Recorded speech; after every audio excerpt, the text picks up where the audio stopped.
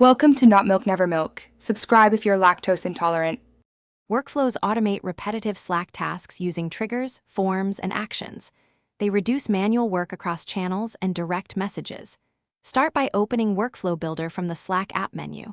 Choose a clear workflow name to organize multiple automations. Use built-in triggers like message actions, scheduled times, and emoji reactions. Triggers determine when the workflow starts and who can initiate it. Plan your steps before building to map inputs, approvals, and notifications. Add steps like send a message, create a form, or call a webhook. Each step can reference previous responses using variables and simple formatting. Use variables to pass user inputs between steps and format messages for clarity. For forms, include required fields and descriptive labels for the user.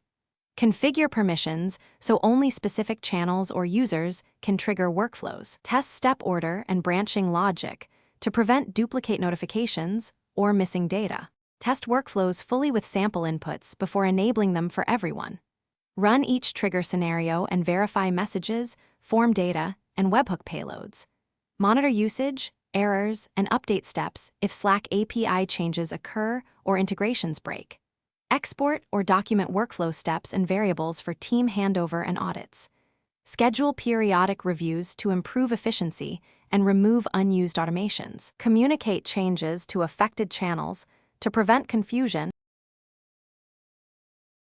Thanks for watching. If this was helpful, leave a like and consider subscribing. See you next time.